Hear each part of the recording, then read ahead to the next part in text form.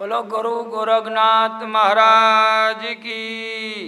सुनते हैं गोगा प्राण के अनुसार किस प्रकार गोगा जहार वीर का मेल रानी सीरियल से होता है, किस प्रकार होती है पहली मुलाकात और फिर कैसे होती है दोनों की बात सुनते हैं। जब जहार वीर गोगा जी कटोरा तालाब पर पहुंच गए और कटोरा तालाब में स्नान करने के लिए अंदर गए।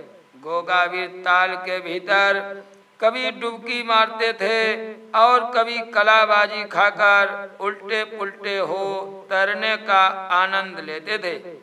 ये कटोरा ताल राजा सिंगा सिंह ने अपनी लाडली बेटी सीरियल के नहाने के लिए ही बनवाया था, जहां पुरुष प्रवेश तथा नहाने और कपड़े धोने की सख्त मनाही थी। गोगा वीर काफी देर से कटोरा ताल में उछल कूद कर नहा रहे थे। जब उनका जी अच्छी तरह भर गया तो ताल से बाहर निकले। बदन पर चमेली के तेल की मालिश कर पोशाक पहनकर गुरु गोरखनाथ जी का ध्यान धरा। एक लोटा जल सूर्य देवता को चढ़ाकर एक लोटा जल का नीले घोड़े के पास ला रखा और मन ही मन खुश हो उस पर हाथ फेर कर हंसने लगे। बेचारा नीला घोड़ा बहुत परेशान था। वह सोच रहा था, ये मनुष्य जात कितनी खुदगर्ज, लालची और मतलबी होती है। इसे दूसरे के दुख दर्द से कोई मतलब नहीं। अपने सैर सपाटे मौज बहार नाच कूद में कमी नहीं आनी चाहिए। वह मन ही मन जल भून रहा था। गोगा वीर से आते ही बोला, भैया अब मेरा काम समाप्त हो गया। आप अब अपनी ससुराल में जाकर सासू रानी से आरती उतरवाओ और राजा सिंगा सिंह की बेटी को ब्याह कर जब जी करे घर चले आना। मैं तो अभी महारानी बाचल के पास जा रहा हूँ। गोगा वीर अपने बहादुर घोड़े की जली कटी बातें सुनकर ताज्जुब करने लगे। बोले, नीला, अरे भाई इतना समझदार होकर आज किस तरह की बात कर रहा है। गोगा वीर ने उसे सहलाकर पीठ थपथपाकर उसकी नाराजगी का कारण जानना चाहा। नीले की नाराजी का क्या कारण है? ये किस कारण रूखा सूखा बोल रहा है? गोगा वीर की मीठी चुपड़ी बातों को सुनकर नीला बोला, गुरु भाई गलती तुम्हारी नहीं, हमारे पूर्व जन्म के पापों के कारण ही हमें सताए जाने व दुख उठाने के लिए मनुष्य जात के हवाले किया है। मतलब कि मैं तुम्हारा गुरु भाई हूँ तो क्या हूँ? तो आखिर जानवर हूँ तो जानवर और पशु ही। जानवर पशु के ना जान होती है ना दिल होता है। मन तो जानवर के भगवान ने बनाया ही नहीं है, उसका कोई मन ही नहीं चलता। उसका काम तो मालिक के डंडे खाकर उसकी सेवा करना है। खाना दाना देना न देना मालिक की मर्जी पर निर्भर है। चाहे जब दे, जब जानवर को भूखा मारे, जो करे उसकी मर्जी। जब उसका मतलब हुआ खुशामद कर ली, अब मतलब निकल जाने पर पानी तक को ना पूछे। जानवर को ना गर्मी लगती है ना सर्दी। ये सब आराम तो मनुष्य के लिए है, क्योंकि धर्म पुण्य करने के कारण उसे मनुष्य का चोला मिला है। आपने अपने जी में भी जो सोचा, जिसने महीनों का सफर दिनों में पूरा किया है, उस जानवर के ना दिल है ना आत्मा। भूख प्यास और आराम इंसानों के लिए ही परमात्मा ने पैदा किए हैं। मैं तो आज ही ददरेवा नगर पहुंचकर अपनी बाचल मौसी से कहूंगा कि राजा सिंगा सिंह के सिपाही आपके बेटे को पकड़कर अपने साथ ले गए। गोगावीर ने जब बिना इजाजत राजा के जनाना बाग में जाकर कटोरा ताल में नहाकर राजा के बने कानून को तोड़कर बड़ा भारी अपराध किया था। गोगावीर से इतना कहकर नीले घोड़े ने एक जोर का झटका अपनी गर्दन से मारकर पेड़ से बंधे रस्से का बंधन तोड़ दिया। अपने घोड़े का विकराल रूप देखकर गोगावीर अपनी भूल और लापरवाही पर काफी पश्चाताप किया। वह अपनी गर्दन झुकाकर बोले, गुरु भाई, वाकई मुझसे बड़ी भूल हुई है। मैं अपनी मस्ती के कारण दुनियादारी की सभी सुध बुध खो बैठा था, और रही साथ छोड़ने की बात, तो ये हमारा तुम्हारा मित्रता का बंधन मरने के बाद भी न छूटेगा। तुम्हारा एहसान क्या भुला देने के काबिल है? मेरी सारी मुश्किल क्या बिना तुम्हारे निपट सकती है? तुम मेरे बड़े भाई हो, क्या अपने छोटे भाई का पहला अपराध क्षमा न करोगे? अब ऐसी भूल स्वप्न में भी न करूंगा। परदेश में तुम्हारे सिवा और किसका सहारा है? अब तुम गुस्से को थूककर स्नान ध्यान से फारिग हो, खाने दाने से निबट लो। अगर परदेश में हम दोनों में मनमुटाव होगा तो दुश्मन हमें चुटकियों में मसल डालेगा। तुम समझदार हो, जग हसाई मर जाने से भी बुरी चीज है। अब गुस्सा त्याग कर मुझे क्षमा कर दो। इतना कहे अपने घोड़े का सामान उतार कटोरा ताल में उसे भी स्नान कराया। सज्जनों, नीले घोड़े ने महकदार जल में स्नान कर खूब जल क्रीड़ा की और उसके निर्मल जल को एकदम कीचड़ के समान गंदा कर डाला। धमा चौकड़ी करके कटोरा ताल की कई सीढ़ियां तोड़ डाली। गोगावीर अपने घोड़े की करतूत को देखकर घबरा गए। अपना गुस्सा दबाकर कहने लगे, नीले भैया, जिसका ये कटोरा ताल है, अगर वह इस समय यहाँ आ जाए तो हम दोनों गुरु भाई का भली प्रकार स्वागत होगा। परदेश में छठी का दूध याद आ जाएगा। वह मुझे बंधन में डालकर तुमसे जिंदगी भर ईंट पत्थर ढुलवाएगा। नीला बोला, भैया घबरा गए? तुम्हें मालूम नहीं, बागड़ वालों का नाम सुनकर ही अच्छे अच्छे चौकड़ी भूल जाते हैं। क्या गुरु गोरखनाथ जी महाराज के चेलों को सताने वाला कोई सुरमा इस धरती पर जन्मा है? ये जो ऊधम मैंने मचाया है, ये यहाँ के राजा सिंगा सिंह को एक चुनौती मात्र है कि यहाँ बागड़ प्रांत के वीर आ चुके हैं। जिस बागड़ देश के घोड़े इतने बलवान हैं और निडर हैं, वहाँ के वीर बहादुर नर कैसे होंगे? भैया अब बाग में चलो, मेरी तो खूब भूख के मारे जान ही निकली जा रही है। अपने घोड़े की बात सुनकर गोगा जी ने पल भी देर लगाना मुनासिब नहीं समझा। वह नीले घोड़े को उसका साज पहना, उसके ऊपर सवार होकर बाग के फाटक पर आ पहुँचे और दरबान से बोले, ये चौकीदार, फाटक खोलो, हमें बाग की सैर करनी है। घोड़े की सजावट और गोगावीर की शानो शौकत देखकर दरबान दोनों हाथ जोड़कर बोला, श्रीमान, मैं यहाँ के राजा सिंगा सिंह की बेटी सीरियल राजकुमारी का नौकर हूँ। अगर मैं उनकी आज्ञा बिना फाटक खोल दूंगा तो बाल बच्चों सहित कोहलू में पिसवा कर मरवा दिया जाऊंगा। आशा है आप मेरे गरीब बच्चों पर रहम खाकर उन्हें मरने से बचाएंगे। बाग के चौकीदार का गिड़गिड़ाना नीले घोड़े से ना देखा गया। वह बोला, गोगा भैया, ये किसी भी तरह दरवाजा खोलने में असमर्थ है। तुम संभल कर मेरी काठी पर बैठो, मैं अभी आपको बाग के भीतर पहुंचाए देता हूँ। इतना कहकर घोड़े ने अपने पंख फैलाए और उड़ान भरी और फाटक फांद कर बाग के भीतर जा उतरा। गोगावीर ने खुश हो घोड़े की पीठ से उतरकर नीले को पेड़ से बांधना चाहा, तो वह झटके के साथ अपनी लगाम छुड़ाकर गोगावीर से बोला, क्या मुझे भूखा मारने का इरादा है जो पेड़ से बांध रहे हो? इतना कहकर पेड़ पौधों पर भेड़िए के समान टूट पड़ा और सेब, संतरे, केले, अमरूद, आम, अलूचे खूब जी भर खाए। जब खूब पेट भर गया तो पेड़ पौधों को तोड़ तोड़कर अपने खुरों से कुचल कर बर्बाद कर डाला। पेड़ पतझड़ के समान दिखाई देने लगे। जब अपने घोड़े की लीला गोगावीर से न देखी गई तो वह दूसरी तरफ मुंह फेर कर निकल गए।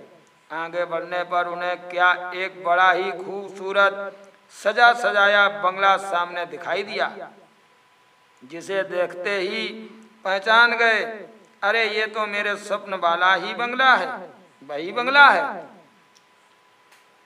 जब गोगावीर ने बंगला खोलकर देखा तो उसमें भांत भांत की चित्रकारी, मुलायम रेशमी गद्दे, तोशक, तकिया वाले पलंग के बिस्तर थे। गोगा जी महाराज थके तो थे ही, झटपट अपना पटका सिरहाने धर बिस्तर पर आराम फरमाने लगे और शेषनाग पहरा देने लगे। नीले घोड़े ने जब ये देखा कि गोगा भैया का दूर तक पता नहीं है तो निडर होकर और भी ज्यादा धमा चौकड़ी मचाने लगा। वह सब सब्जियों की क्यारियों और फुलवारियों को अपने खुरों से कुचल कर सत्यानाश करता हुआ गोगावीर को ढूंढता हुआ सारे बाग में चक्कर लगाया। जब गोगावीर कहीं दिखाई नहीं दिए तो बड़ी सोच में पड़ गया, क्या मुझसे नाराज होकर तो यहाँ से नहीं चले गए या किसी से कहा सुनी तो नहीं कर बैठे? मुझे उनकी मर्जी के बिना इस प्रकार उत्पात नहीं मचाना चाहिए था। मैंने तो उनकी भलाई के लिए ही ये सब लीला कर रहा था। बिना लीला किए हमें कौन जानता कि बागड़ देश वाले आप पहुँचे हैं। इस प्रकार सोच में डूबा नीला घोड़ा बंगले के पास आ पहुँचा और खिड़की में से जैसे ही उसने झांक झांक कर देखा तो पलंग पर सोते हुए गोगा जी पर उसकी नजर पड़ गई, जिनका पहरा शेषनाग दे रहे थे। तब नीले की जान में जान आई। वह उन्हें बंगले में सोता देख फिर विनाश लीला पर उतारू हो गया। बाग में बचे खुचे लता कुंज, बेल कूटे सारे ही अपने पैरों से कुचल कर तहस नहस कर डाले। दोपहर हो जाने के कारण बाग का माली भी रोटी खाकर बेफिक्री से बगिया में सो गया था। इधर नीला धमा चौकड़ी मचा मचा कर थक गया। शाम के समय राजकुमारी सीरियल अपनी सखी सहेलियों को संग लेकर अपने महल से बाग की बसंत बहार का आनंद लेने आ पहुंची। जब वह सब सखी सहेलियों के संग अपने अपने डोलों से उतरी तब सबसे पहले उसकी नज़र कटोरा ताल पर ही पहुंची, जिसकी कई सीढ़ियां टूटी फूटी पड़ी हुई थीं और उसमें से लीद और पेशाब के कारण बड़ी भारी दुर्गंध उठ रही थी। बदबू के कारण सबका दिमाग फटा जा रहा था। राजकुमारी सीरियल की एक सहेली बोली, राजकुमारी सीरियल जी, पहले कपड़े उतार कर आप स्नान ध्यान करो, बड़ा आनंद आएगा। राजकुमारी को चिंता के कारण बे समय का मजाक अच्छा न लगा। वह चौकीदार और बाग के माली की लापरवाही के कारण काफी गुस्से में थी, जिन्होंने ऊधम मचाने वाले को ना रोक कर लापरवाही की। अरे हद कर दी। मैं आज ही पिताजी से कहकर इन्हें काफी सजा दिलवाऊंगी, तभी इन लोगों की बुद्धि ठिकाने आएगी। इस प्रकार सोचती विचारती जब अपनी सखी सहेलियों के साथ फाटक के रास्ते बाग में घुसी और अपने नौल के बाग की हालत देखी तब तो तौबा ही मुख से निकल पड़ा। राजकुमारी सीरियल से अपने बाग की हालत देखी नहीं गई। पहरे पर चौकीदार व माली को न देख वह आग बबूला हो गई और शेरनी की तरह आगे बढ़कर सोते हुए माली को जगाया और कड़क कर कहा, तुम्हारे होते हुए बगिया का सत्यानाश कैसे हुआ? तुम्हें रखवाली के लिए नौकर रखा गया है, या आराम तलबी के लिए न मालूम किस नालायक घुड़सवार के घोड़े ने बाग में घुसकर सारी बगिया की फुलवारी का सत्यानाश कर दिया। माली आंख मलते हुए उठकर बोला, राजकुमारी जी, मैं तो फाटक बंद करके अभी अभी लेटा था। मैंने तो किसी घुड़सवार को बगिया के अंदर जाते हुए देखा ही नहीं। ना मालूम जरा सी देर में ऐसी प्यारी बगिया की सारी रौनक किसने बिगाड़ डाली। जरा देर पहले तो खूब बाग बहार और फुलवारी खिली हुई थी। इतना सुनकर सीरियल गुस्से में भरकर बोली, और ये कटोरा ताल को भी तुम्हारे जरा सोने से ही दुर्गंध युक्त बनाकर सारी सीढ़ियां तोड़ डाली गई। राजकुमारी सीरियल को बागवान से उलझते देखकर पेड़ के पास खड़ा नीला घोड़ा खूब जोर से हिनहिनाया। तब राजकुमारी सीरियल और उनकी तमाम सहेलियों की नजर उधर नीले घोड़े की तरफ गई। सबने उस नीले रंग के विचित्र घोड़े को बड़े गौर से देखा और उसकी विचित्रता को देखकर उसके निकट जा पहुंची। नीला घोड़ा अकड़ के साथ खड़ा होकर राजकुमारी सीरियल की सहेलियों को देखकर उसी प्रकार मन ही मन मुस्कुराया जिस प्रकार सब उसे देखकर मुस्कुरा रही थीं। जब राजकुमारी सीरियल ने पंख युक्त नीले घोड़े को पेड़ के नीचे खड़े देखा तो राजकुमारी सीरियल को बड़ा ही कौतूहल हुआ। राजकुमारी अपनी सहेलियों से बोली, घोड़ा तो काफी सुंदर है, इस पर इसका सवार दिखाई नहीं देता, वह किधर चला गया। अभी सखियों ने कोई उत्तर दिया भी नहीं था कि नीला घोड़ा मनुष्य की बोली में बोला, भाभी जी नमस्कार, आपको जिसकी तलाश है वह मेरा स्वामी है। वह इस सामने वाली चित्र सारी में पलंग के ऊपर आराम से सो रहा है। घोड़े को मनुष्य की बोली बोलता देख राजकुमारी सीरियल को और भी ताज्जुब हुआ। ये तो मनुष्य की बोली समझता भी है और बोलता भी है। फिर वह गुस्से से बोली, ऐ गुस्ताख अश्व, इसके मतलब ये हुआ कि इस बगिया की फुलवारी और क्यारियां उजाड़ने तथा मेरे कटोरा ताल का पानी गंदा करने वाला तू ही है, और अब तुम मुझे भाभी कहकर और ज्यादा गुस्ताखी कर रहे हो। तुम्हें और तुम्हारे सवार को इसका दंड मिलेगा। सज्जनों, राजकुमारी सीरियल को 16 श्रृंगार किए हंसनी के समान अति सुंदर बदन देखकर नीले घोड़े ने गोगावीर की तकदीर की मन ही मन सराहना की और हाथ जोड़कर बोला, राजकुमारी जी, आप भाभी कहने से व्यर्थ बुरा मान गई। मेरा जो सवार है उससे मेरा गुरु भाई का नाता है और आप उनकी भार्या हैं। इस अधिकार से ब्याह हो जाने पर आप मेरी भाभी हो जाएंगी। वह माता के लिखे को मिटाने की शक्ति तो ब्रह्मा में भी नहीं है। मेरा सवार आपके पलंग पर सुख की नींद सो रहा है। आप जाकर अपने पतिदेव के दर्शन करो और मेरा पीछा छोड़ो। ऐसी गुस्से वाली भाभी को मेरा दूर से ही नमस्कार है। सज्जनों, नीले घोड़े की गुस्ताखी भरी बात सुनकर राजकुमारी काफी क्रोध में भर गई। पेड़ की टूटी हुई टहनी को हाथ में उठाकर बोली, अरे गुस्ताख, जरा ठहर, तेरी बार बार की गुस्ताखी का मजा चखाती हूँ। ना मालूम तुम बेवकूफ किस नगर के रहने वाले हो। हमारे यहाँ तो सब बड़े बूढ़े लोग लड़कियों को बेटी और बराबर वाले बहन जी तथा छोटे बच्चे बुआ कहकर बुलाते हैं। ले, अब भाभी कहने का मजा चख। ये कहकर 6-7 सटी नीले की पीठ पर तड़ातड़ जमा दी और बोली, अब भाभी कहकर बोल। अपनी पिटाई की परवाह न कर नीला घोड़ा बोला, हमारे बागड़ प्रांत में जो गोगावीर का ददरेवा नगर है, चाहे आदि ब्याई हुई हो या चाहे सारी, छोटे भाभी कहकर ही पुकारा करते हैं। मैं आपकी बात का बुरा नहीं मानता। अपने अपने प्रांत की बोली जुदा जुदा होती है।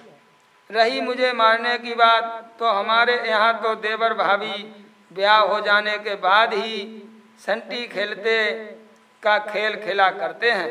मैं तो अपना नेक जब ही पूरा करूँगा जब मेरी पीठ पर सवार होकर आप हमारे घर पहुँच जाओगी और कुआं पूजन में नौल के बाग में पहुँचोगी। राजकुमारी सीरियल की सब सखियां नीले घोड़े की बात सुनकर मन ही मन मुस्कुराकर राजकुमारी का मुख देख रही थीं। राजकुमारी सीरियल से अपनी सहेलियों का मन ही मन मुस्कुराना छिपा न रहा। वह कहने लगी, बेवकूफो के मुंह लगना व्यर्थ है, आखिर है तो जानवर ही। नीला घोड़ा बोला, ठीक है, अब आप यहाँ से तशरीफ ले जाएं। अपनी चित्र सारी में पहुंचकर अपने पति गोगावीर के बाएं पैर का अंगूठा पकड़कर जगा लेना। लेकिन मेरा मालिक बड़ा ही गुस्से वाला है, उसके कोड़ों की मार से मेरी पीठ सूजी पड़ी है। ऐसा ना हो कच्ची नींद से जगने के कारण एक दो कोड़ा मारकर आपकी पीठ भी सुझा दे। मैं तो बुराई के बदले भी भलाई ही करने वाला हूँ। इतना सुनकर राजकुमारी सीरियल अपनी सखियों से बोली, इस विचित्र घोड़े के सवार को भी अवश्य देखना चाहिए, जिसने मेरी चित्र सारी में पहुंचकर मेरे पचरंग पलक पर सोने की गुस्ताखी की है। तुम घोड़े से फूल यहीं से उठा लो, तुम थोड़े से फूल यहीं से उठा लो, ना मालूम किस मौके पर काम आ जाए। ऐसा कहकर राजकुमारी श्री जब पहुंच जाती हैं कमरे के अंदर पंचर सार अटारी पर और गोगावीर को किस प्रकार जगाती हैं, ये कथा आप अगले वीडियो में सुने।